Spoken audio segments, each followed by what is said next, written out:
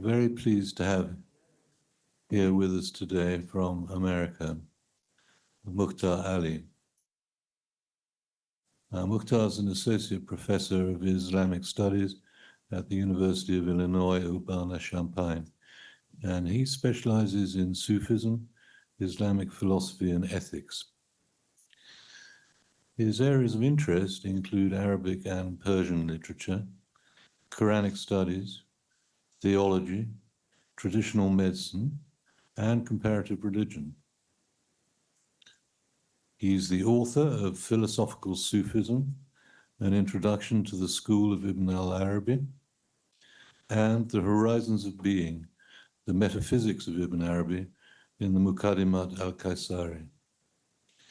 And his forthcoming work, Inscriptions of Wisdom, the Sufism of Ibn al-Arabi in the Mirror of Jami, is a study on Ibn al-Arabi's masterpiece, the Fusus al-Hikam, through the lens of Jami's Naqd al-Nasus fi Sharh Naqsh al-Fusus. So the talk is called Divine Necessity of the Comprehensive Being, Unlocking Ibn al-Arabi's Fusus al-Hikam through the Adamic Fass. So Mukhtar's paper explores the pivotal role of the Adamic Fass in unlocking the profound metaphysical framework of Ibn al-Arabi's Fusus al-Hikam, centering on the concept of the comprehensive being, al-kawn al-jamiʿ, a term mentioned in the opening paragraph of the Fusus. The Adamic Fass emerges as the key to understanding the divine necessity of human existence as a mirror of God's names and attributes. By elucidating the unique ontological position of Adam as the khalifa, vice-regent, and the synthesis of all divine manifestations, this study demonstrates how the Adamic Fass provides the interpretive lens through which the overarching unity and wisdom of each fass of the Fusus al-Hikam can be accessed. Ultimately, the paper argues that Adam represents not only the archetype of perfected humanity, but also the means through which the divine self-disclosure, tajalli, achieves its fullest realization, making the Adamic Fass the cornerstone for comprehending Ibn al-Arabi's vision of existence. Ladies and gentlemen, Mukhtar Ali. Thanks. Hello, everyone.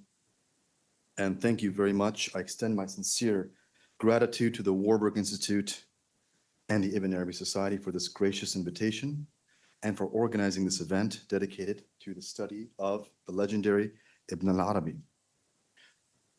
Now, the title of the talk is The Divine Necessity of the Comprehensive Being, Unlocking Ibn Arabi's Fusus al-Hikam through the Adamic Fass. That's a very dense and complicated title.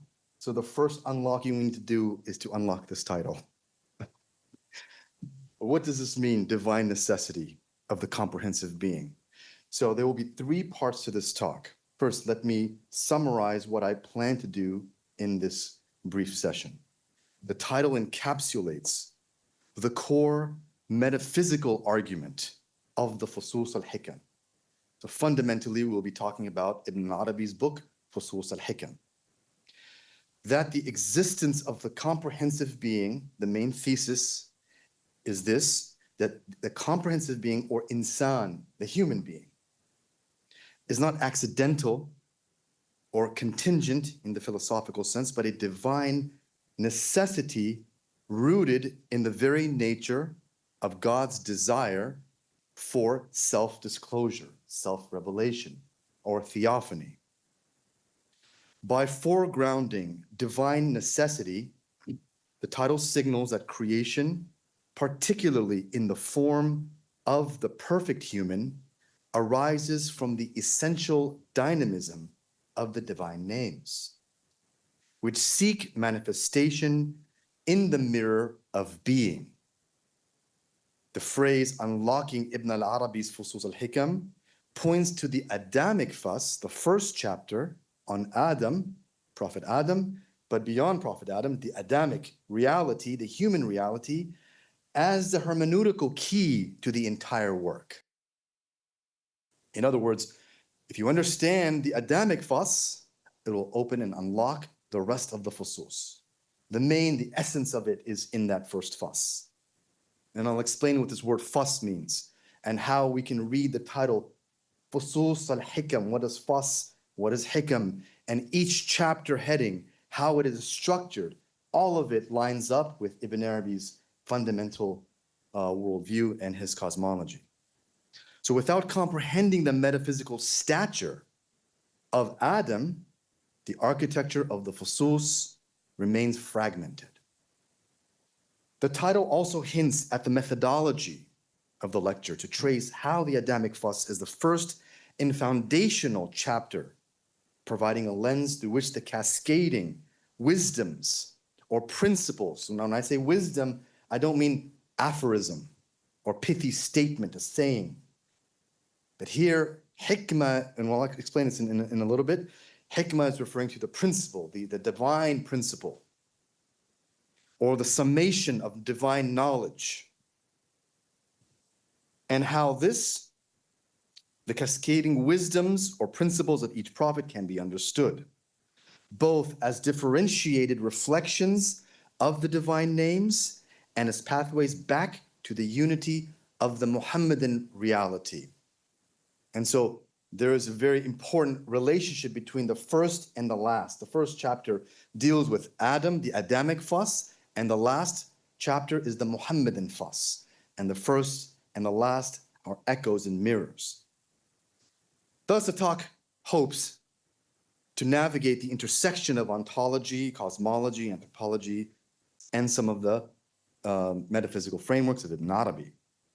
And now it also draws upon, the talk heavily draws upon, it is in a sense the culmination of many years of my work and research on one of the commentaries, Abdurrahman Jami's commentary on Ibn al-Arabi's short treatise, Naqsh al-Fusus. Now this word Naqsh has very important implications in mysticism. Naqsh means inscription. It means an engraving or inscription. And what it symbolizes is the essence of a thing. So Ibn al-Arabi wrote the Fusus al-Hikam, and then he decided to write a treatise summarizing it or distilling the main themes or spiritual mysteries of that book.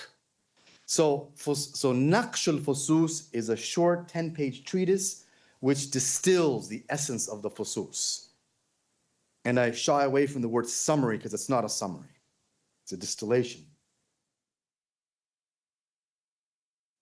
Now, so we're going to look at this in three parts. We're going to first talk about, before we do that, I want to address the theme of this conference, which is mirrors of the transcendence. This is very important in the study of the Fusus and the Naqsh al-Fusus. And from the Naqsh and the Fusus, we have a whole commentarial tradition. Some over 120 commentaries have been written on the Fusus itself, which is a testament to its grandeur. It's a testament to the depth and profundity of this text. Let us move to the first. So what is mirrors of the transcendence?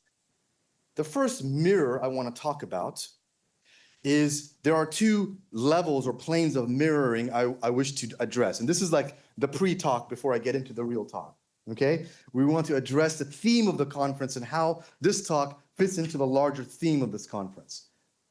What is the mirror? The multi-layered mirroring of Fusus al-Hikam. First and foremost, we want to see that the first mirror is the mirror of the Muhammadan reality. The heart of Muhammad, Prophet Muhammad, as a prophet. The primary mirror of the divine. It's the first mirror that's happening here. And I'll explain why this is important. Because what happens is that Ibn al-Arabi sees the prophet in a dream. And he says, I saw, this is to quote, in the beginning of the Fusus, he has this autobiographical note where he says, I saw the messenger of God in a visitation, in a dream, granted to me during the latter part of the month of Muharram, in the year 627. In his hand was a book. He said to me, this is the book, Fusus al-Hikam. Take it and deliver it to the people, so they might benefit from it. I replied, obedience is to God and his messenger, it shall be as we are commanded. I thus carried out the wish, purified my intention, and devoted myself wholly to the publishing of this book, exactly as the messenger had prescribed, without any addition or omission. This is very interesting, because when we say Ibn al-Arabi is the author of the Fusus al-Hikam, actually he's saying he's not the author. It was already in the hand of the Prophet. And this is exactly how he describes it. He didn't say that the meanings of the Fusus came to me. He said, in his hand was Fusus al-Hikam. So in other words, and then I've made a comment in my book and I'll explain to you now, that Ibn al-Arabi is the author of the Fusus inasmuch as the Prophet is the author of the Quran. Just as he received the Quran intact as divine word, but then it becomes his own, the Muhammadan word. It's a divine word through the conduit of Muhammad. But leaving that, we now look at this particular example where the Fusus is the Muhammadan book, mirrored in the heart of Ibn al-Arabi. He doesn't change a single word, a letter of it. As is, he is transmitting it. So from one perspective, we can say, yeah, sure, Ibn al-Arabi is the author of Fusus, but he's also the mirror, the receiver of Fusus. He received Fusus. So he becomes the second mirror of this divine knowledge. Then the Fusus as a text becomes the mirror of his vision. So what does the Gnostic, the Arif, want to do? Record the vision exactly as it occurred, as he saw it, verbatim. And there's a lot of nuance here. How did he see the vision? Was it in exactly the wording that he has written down? Is it the essence of the meaning? Those details are left out. What we do know is that this book is the textual mirror of that vision that he saw, recorded exactly as he claims, exactly as it was prescribed. Then the Naqsh al-Fusus, this is significant because it goes along with this idea of the mirroring. Why did Ibn al-Arabi need to write the Naqsh? He already has the Fusus exactly as it should be. What was there a need to write a small treatise distilling the meanings? And it's funny, when you look at the Naqsh itself, it's more complicated than the Fusus. It doesn't help. I had to refer to so many of the Fusus and so many Fusus commentaries to unpack the Naqsh. The Naqsh is more dense, more difficult. So this idea that it's a summary and a cheat sheet for the Fusus is completely wrong. It is, in fact, a mirror. And it goes back to this mirrors of the transcendent. So the transcendent knowledge of the Fusus received by the Prophet, given to Ibn Arabi, it goes into a textual form. Then the Fusus itself, in other words, gives birth or reflects in the mirror of the Naqsh, this treatise, a distillation of the Fusus. And then finally, the human heart is the final mirror where all of these levels are reflected through spiritual realization. Now, I have a little diagram of this same idea. We can see Ibn al-Arabi, the Prophet is quote unquote the author of the Fusus. Ibn al-Arabi, the author, which is the main text, which was the body, the main text that we studied. Ibn al-Arabi wrote Naqsh as well. And I wrote summary here just to, it should have been distillation, but that was a very long word for a slide. And then Jami wrote Naqd al-Nusus, the commentary on Naqsh al-Fusus. Okay, not the Fusus. Jami wrote a separate commentary on Fusus al-Hikam. But Naqd al-Nusus, his first prose work, is a summary of, is a commentary on Naqsh. And he draws from Fusus, he draws from all the commentaries, Qunawi, Kashani, and the whole tradition that preceded him. He draws from them and he patches it together and he forms kind of a selection of comments and clarifications on the themes and ideas of Fusus. Now, what is the architecture of the Fusus? What is this book, Fusus al-Hikam? And maybe some of you are familiar with this work, but for those of you who are not, let us now delve into the work itself, and then finally we'll talk about this idea of divine necessity. It's kind of, we need to, it is more of the meditative aspect of the lecture, and we'll meditate on that. But let's talk about the ilmi, the intellectual stuff first. Fusus al-Hikam may be explained in the following. Fusus, the plural of fas, sometimes vocalized fus or fis, which refers to the gemstone, the ring stone set in the bezel, the main stone, center stone of a ring.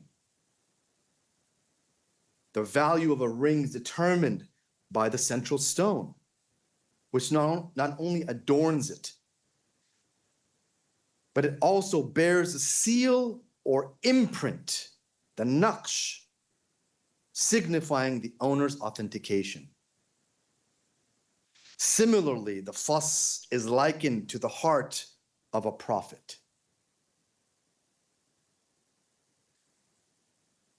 Center stone of a ring, its quintessence, the heart of the perfect human or a prophet, upon which is inscribed the quintessential knowledge of the divine principle. Fas has several meanings. It means haqiqa in usage, or in technical terminology of Sufism, it means reality, haqiqa, the innermost reality, the kun, essence, jawhar, the kernel, lub, and the center stone. According to Qaysari, one of the early commentators, Dawood al-Qaysari, the fas of a thing is its quintessence, khilasa, or essence, zubda. The fas of a ring is the element that adorns it, typically bearing the inscription of the owner's name, allowing him to seal his treasure. Thus, the combination of fas with hikmah, fas al-hikmah, and this word fusus al-hikmah is a plural of these two words. Fas al-hikmah denotes the epitome or the essence of wisdom. Each chapter of the Fusus al-Hikam is called Fas because it encapsulates the essential reality and divine principle of the prophet who is the subject. For example, the title of every chapter follows this formula. Fas of the hikmah of X, Adam or Nuh or Sulaiman, etc., in the kalima of Y.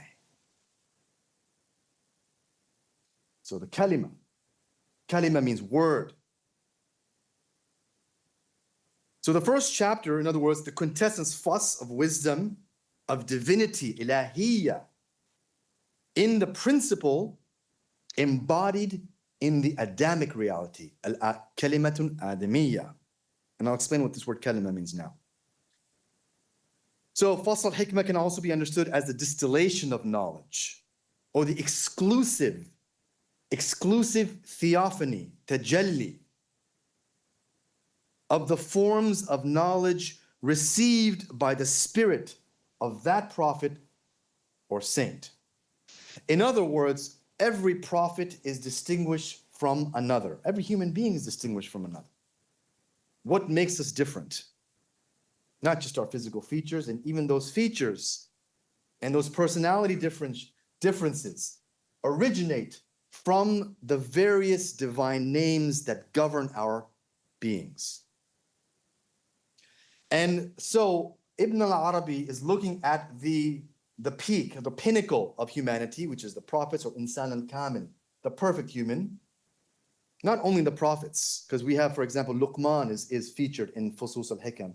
Luqman traditionally is not known as a prophet. Or Khalid is not considered a prophet, sort of a half-prophet. And Ilyas or Idris mentioned twice. So it's really the prophetic principle, insan al-kamil. not only the Prophet. So this knowledge that they receive accords with the divine name or names that govern their reality and concord with their individual receptivity. Qaysari writes, the fuss of every wisdom is taken to mean the quintessence, referring to the epitome of knowledge received by that prophet's spirit. It is determined by the divine name that governs each prophet. So it effuses upon the spirit of that prophet in accordance with their capacity and receptivity. And the Shaykh Ibn al-Arabi says the fuss of each wisdom is the kalima, the word, to which that wisdom is attributed. Now here, kalima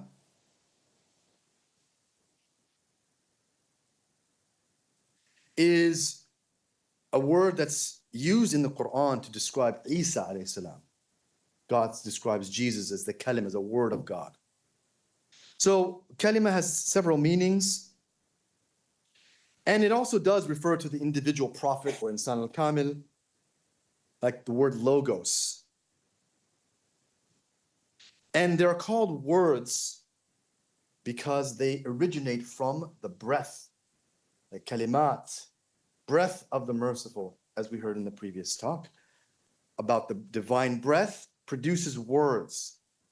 And so these kalimat, we're all words, everything is a word of God. But these kalimat, these words that Ibn al-Arabi is talking about are the most perfect and pristine, the most complete words, the total words, the words that summarize reality, encompass all levels and planes of existence. There are entities that emanate from the breath of the merciful, nafas ar-Rahmani. And he writes, know that the existent beings are the words of God, which do not cease. God says with respect to Jesus, his word, which he cast into Mary. So Isa is referred to as the word. And every prophet and every insan al-kamil is referred to as the word. Now, are we also words? Yes, but not in the sense that Ibn al-Arabi is referring to. He's referring to kalima when some existent thing, being, becomes perfected. Then it's called a kalima. So yes, in a general sense, everything is a word of God. But in the mystical sense, in the way that he's using it in the Fusus, he's not saying it in kind of like all things are words of God, but he's saying specifically when it refers to insan, someone becomes a kalima when they become perfected. That's when they become a kalima. So we say that the existent things are the words of God, and words are customarily known through breaths, through the breath and arrangement of letters, and the one who articulates them. Kashani, another commentator of the Fusus, defines kalima as the reality, quiddity, permanent archetype, or ayn al-thabita, depending on how you translate this term. Ayn al-thabita comes up a lot, or any other individuation of God. The existential words of God then are the heavens and the earth, the sun and the moon, all that exists in creation, according to Kashani. Qaysari adds that the kalima also refers to the spirit because of its manifesting in the breath of the merciful, like the word manifesting in the human breath. In the Fusus, it specifically designates the perfect human who is the subject of each chapter. But this is why they are called al-kalimat al-tammat, or the complete words. And this is referred to in the Prophet's prayer, I seek refuge in God's complete words.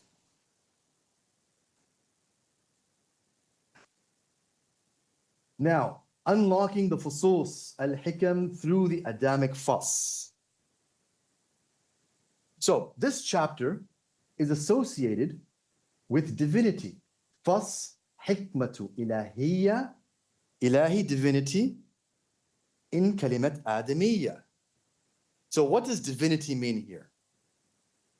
Divinity represents the most comprehensive ontological plane, symbolized But ism Allah, the name Allah.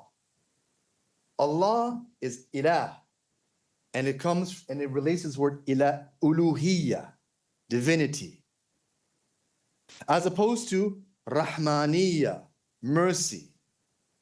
So Allah, call upon Allah or call upon ar-Rahman. So God is saying, call upon either on the plane of divinity, on the comprehensive plane, which encompasses all the divine names, or call upon a specific aspect of God, ar-Rahman, ar-Rahim, the just, the truth, al-Haq, as we've heard previously. Call upon whichever one you call upon, to him belong the most beautiful names. But in the metaphysics, and this is standard Islamic theology, Allah refers to all of the divine names.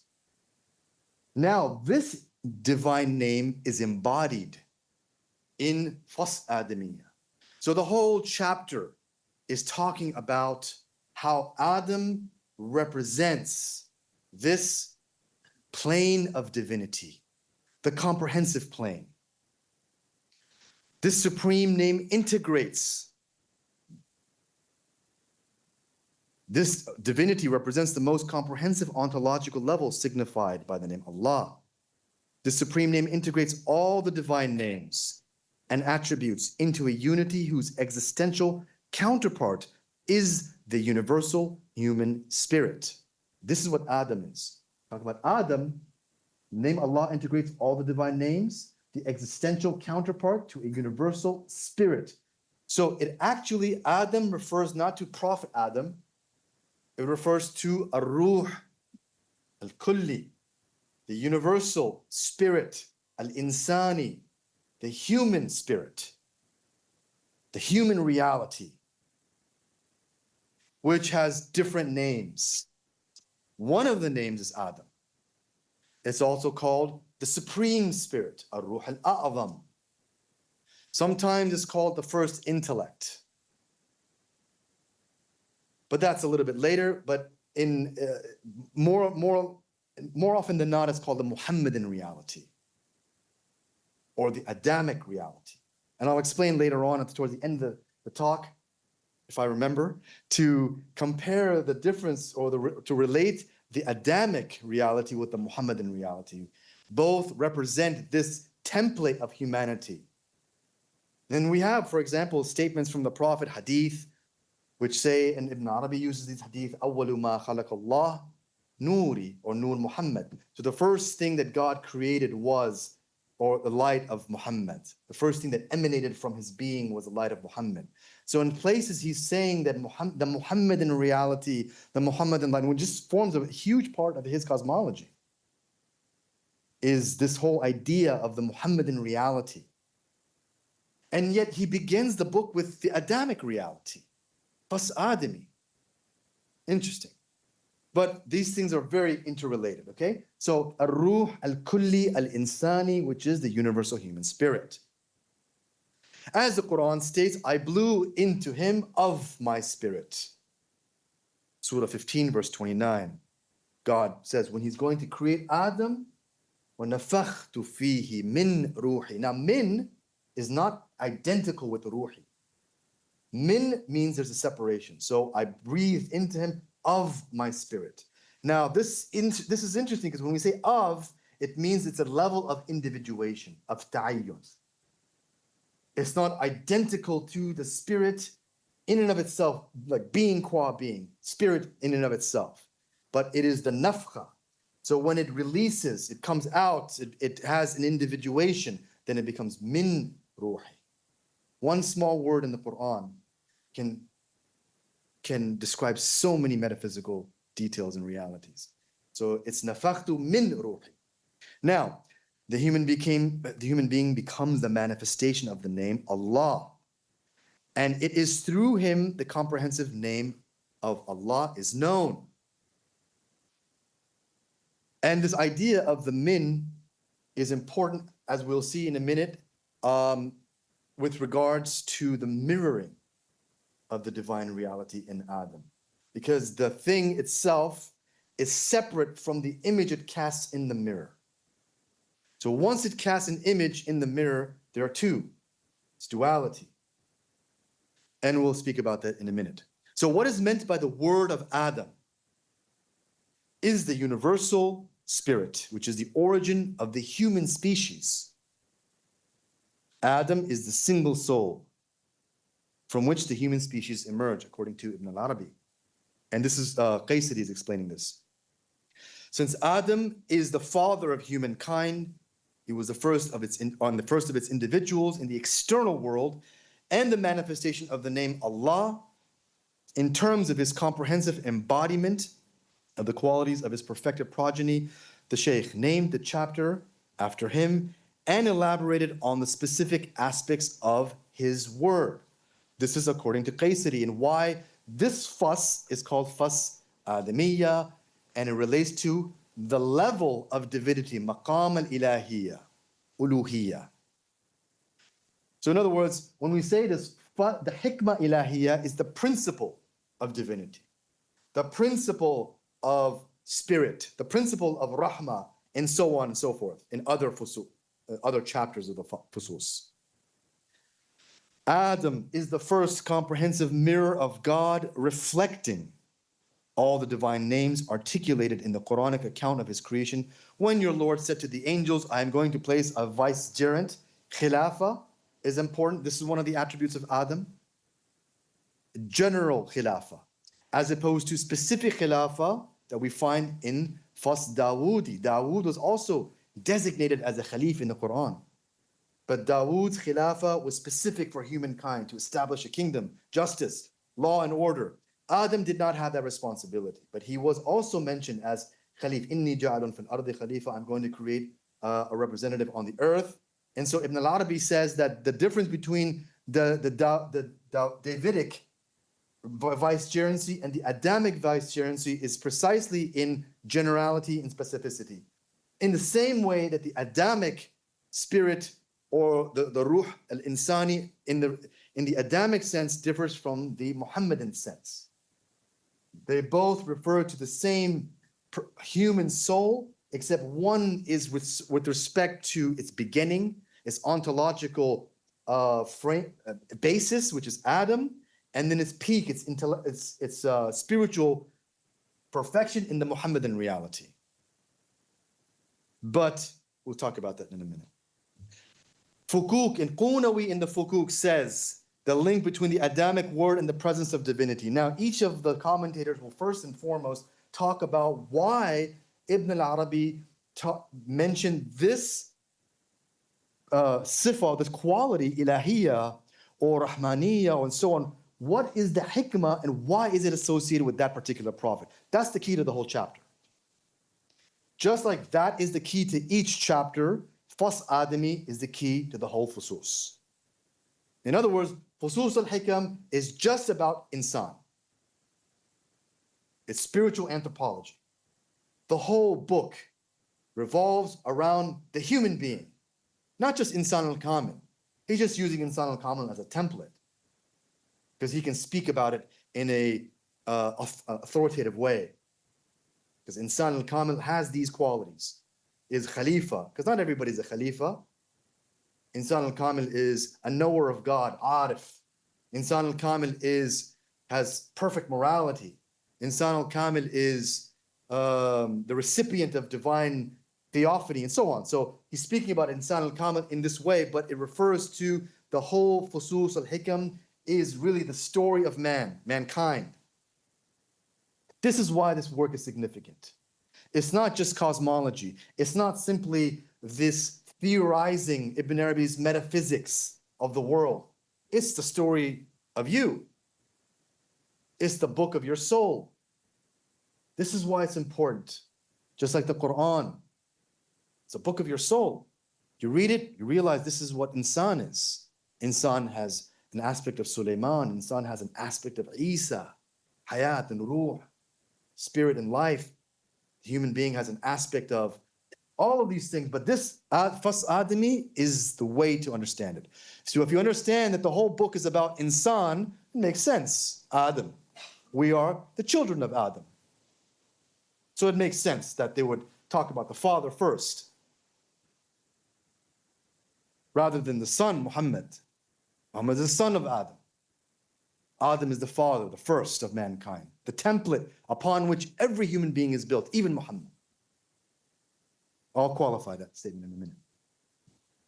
The human spirit refers to the all-encompassing spiritual reality that underlines the entire human species. So Qunuwi then says the link between the Adamic word and the presence of divinity, which is the key to this chapter. This chapter is the key to the Fusus. The Adamic word is associated with the presence of divinity due to their shared participation in the comprehensive union. Jam, comprehensiveness. Allah encompasses in its meaning. It doesn't just mean God. This is a translation of the term. Allah, uluhiyya is a maqam, it's a station, it's a reality of God. He's saying that at this plane, God is known in totality. But at the level of mercy, ar-Rahman, God is known through his mercy. So these are two different levels. Just as the divine presence expressed through the name Allah encompasses the individual attributes, their particular properties, and their relational structures, so too is the case with the human being.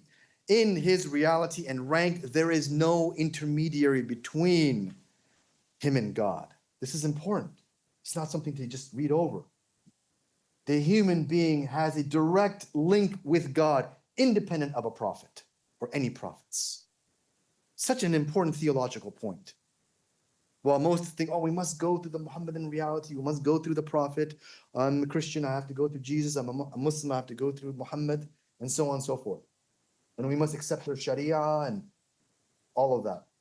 That's true from one perspective. But from another perspective, the Gnostics and Urafa and Ibn Arabi is saying, no, you have a link directly because you are built on the template of comprehensiveness. You share it.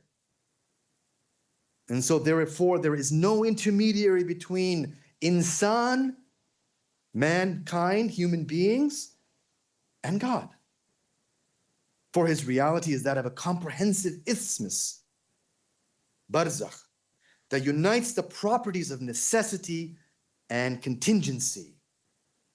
Human being is the bridge between the transcendent and the corporeal, the immanent, the material, between the high and the low, between the lofty, the sublime, and the base. And this, he goes on in the Fusus, and you'll see this.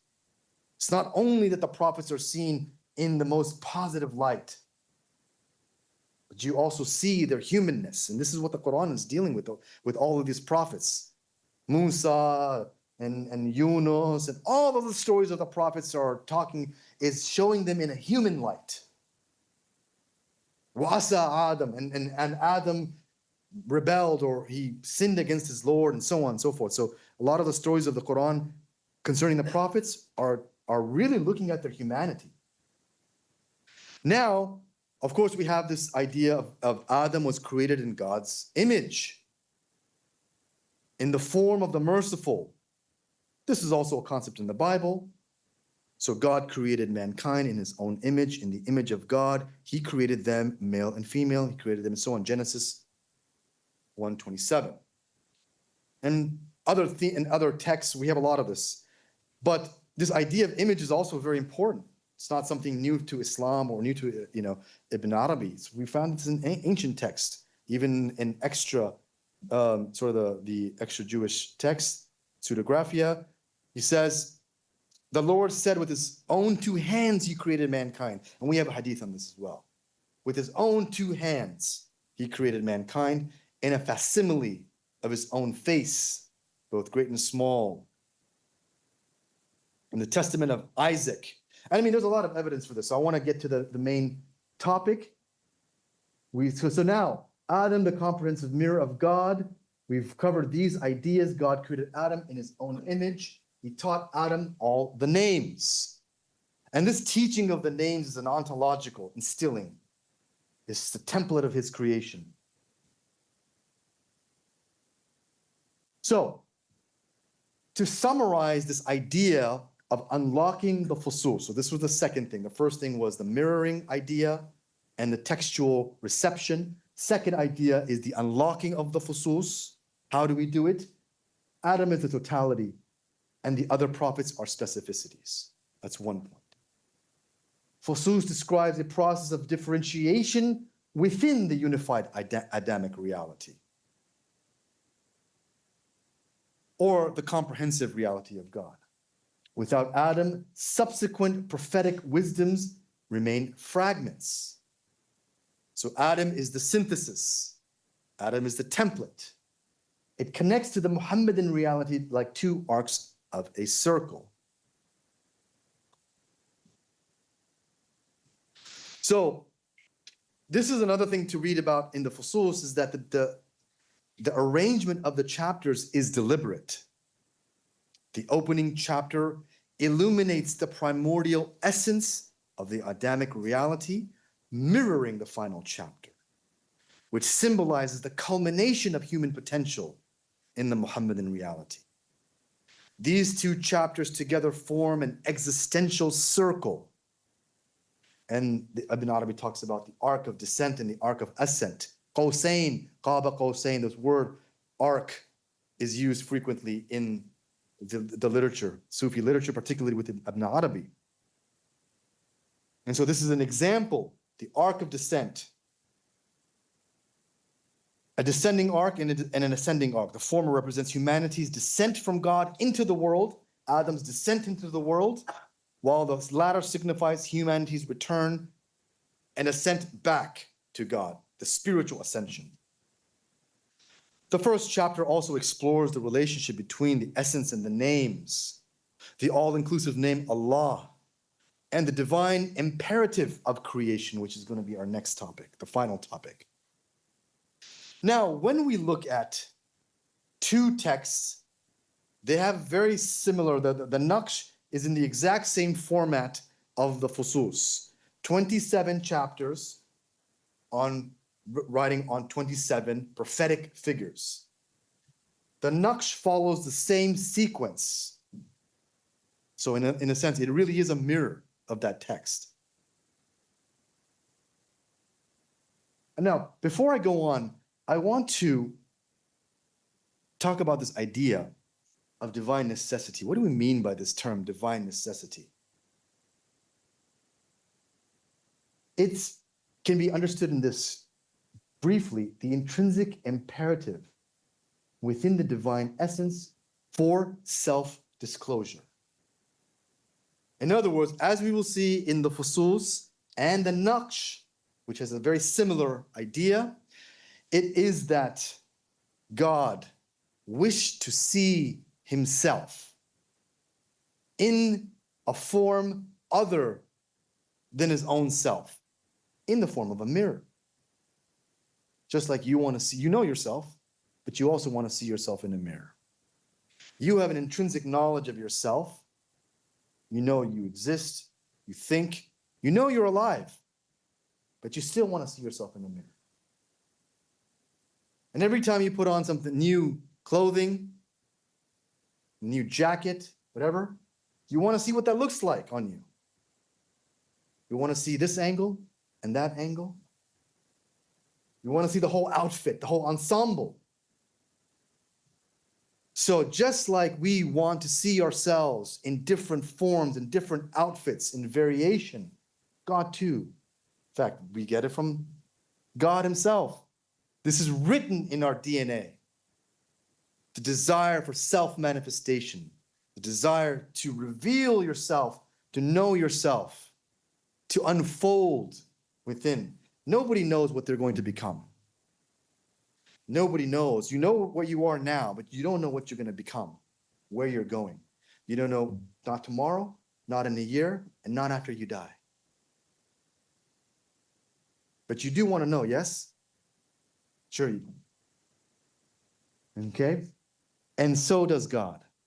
God wishes to realize the complete realization of the divine attributes of perfection. See the attributes of perfection in a perfect mirror or the comprehensive being. So this is what divine necessity means. In other words, Kan Allah. وَلَمْ يَكُنْ مَعَهُ شَيْءٍ. This is the origin of all things. God was and nothing was with him. This is from a hadith of the Prophet. Now this is very important. This is the essence of the talk, is to contemplate on this idea. God was, and there was nothing with him. Therefore, there was nothing. There was no existence. There's only this reality, this being. Kan Allah. So, in other words, it was as if it was non-being, except for the existence of Allah, whatever that is. It was non-being. That non-being desired, and I say quote unquote non-being, it's actually all being, sheer being. So not non-being as a non-existent. It's not nihilism. It's not saying that, oh, it came from nothing. No. Yes, it did come from nothing. Everything came from nothing, yes. Because when it's all things, then it is nothing. Sheer being does not have an identity. It doesn't have a place. It's all things and nothing at the same time. So this is the state of sheer being. Kan Allah.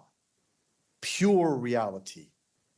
No distinction, no differentiation. And without distinction and differentiation, it is nothingness. But not in the absence, in the fullest sense of the word. So it's a very subtle distinction between sheer being and nothingness. This is why it's transcendent. This is the ultimate principle that the whole of Ibn Arabi's cosmology rests on, this idea right here. Kan Allah wa lam yakun ma'ahu shay. God was and nothing was with him. And then this being desired, if you will, wished, or it became necessary. It was necessary for this thing to see the identities of his beautiful names. In other words, God wished to see himself in a mirror. He knew himself, but he says, this knowledge that I have of myself would only be more complete if I see myself in the mirror of myself. So the mirror is also God. It's not something external from the being. And this is the nature. And so now when we start talking about these different levels, the maqam al-ahadiyya, wahidiyya, and all of these different, this hierarchy of being, this is what's happening here. In regular terms, without the jargon of Ibn al-Arabi or the Sufi jargon. It's that God wished to see what he was in his own being. So he is the image, he is the thing itself, he is the mirror, and he is the image in the mirror. So the mirror is duality, and the image cast in the mirror is triplicity. So we have three things now. We have self, ipseity, huwiyya, mirror, and the image in the mirror. So identities, a'yan, you can translate it any way you want. Essences, identities, entities. A very difficult word to translate. Of his beautiful names, which are infinite, perfections of this essence. Or if you will, to behold himself within a comprehensive being, kawnun jamiʿ. In other words, that Adam, or this insan, haqiqa, the reality of insan is this exact thing, is the mirror of God that embraces the divine order. This is the Fusus al-Hikam, the first line, the first sentence of Fusus is this. He begins the whole book with this. So that the mystery might be revealed to himself. For the vision of a thing has of itself, through itself, is not the same as the vision it has of itself through something else that serves as a mirror. So all of it is self-knowledge. In other words, can we say, this is a philosophical question, can we say that when God was and nothing was with him, that God knew himself? Not exactly. God didn't know himself at that moment. Because knowing is a sifa, is an attribute, the attribute of knowledge. So then you have self and you have knowledge of the self. So if we say God knows himself at the level of the essence, then we're saying actually he knows himself at the level of knowledge, the plane of knowledge, the degree of knowledge. So knowledge is different than self. Like, for example, sometimes you know things about yourself and sometimes you just are. If you say, what are you thinking about? I don't know. It's not like you're not thinking. It's always working. But you're not consciously, you don't have a thought in your mind. I just am. I'm just resting my mind. I'm just, in the space, you're in a space. So you're not thinking, so you don't have knowledge of yourself at that moment. And similarly, it cannot be said, technically speaking, that God knew himself at the level of Kan Allah. Sheer being does not have any orientation. It just is. And this is why knowledge came to be, because he wanted to know himself, to behold himself, to see himself, to hear himself. All of these attributes came to play at the level of differentiation and mirroring, not at the level of essence. At the level of the essence, even God doesn't know himself. And that's not a deficiency on his part. It's the nature of things. By definition, he doesn't know himself. It's not a matter of deficiency, because we see, only knowledge is good and ignorance. He wasn't ignorant. There's no concept of knowledge. It doesn't exist. Knowledge is differentiation. Now, in the Naqsh al-Fusus, which we said serves as a mirror for the Fusus, Ibn al-Arabi says something slightly different. And it's significant.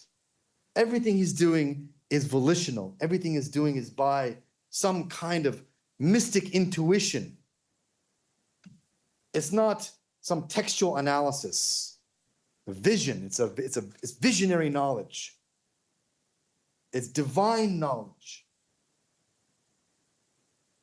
To know that the most beautiful names, by their very essences, seek the existence of the world.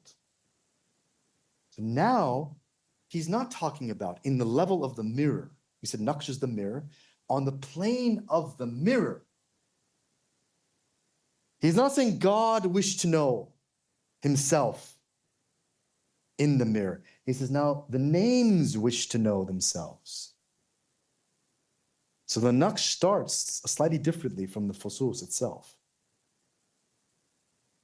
It's a subtle point. If you read them side by side and you study them side by side, you kind of grasp the subtlety, the nuance here. So it's the names now, which are now the image in the mirror has already been reflected. Now the names want to know themselves. The perfections want to know themselves. God knows himself through what? Through the names. The names know themselves through what? Through creation. Through their objects. Now they seek the existence of the world. God thus engendered the world as a harmoniously fashioned body. So he's going straight into the body element of the world. You're saying the world is a body. Insan is a body. The human being also has a body. And the whole world. And made Adam its spirit. By Adam, I mean the existence of the human world.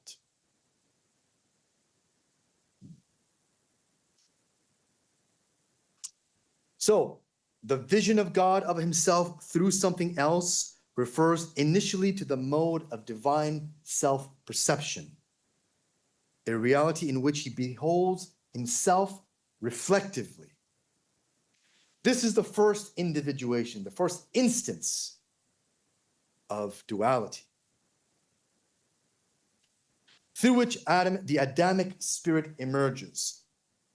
For otherwise God was and nothing was with him, according to the hadith. Now the Adamic spirit thus represents the first image in the divine mirror or the mirror itself, depending on how you want to read it, revealing the totality of the divine order, known as the supreme spirit, the great human, Adam, the Muhammadan spirit, and so on.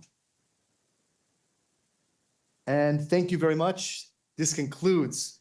If there, we can talk more about these, the subtleties and nuances in the question and answer session, but I think we'll conclude the talk there.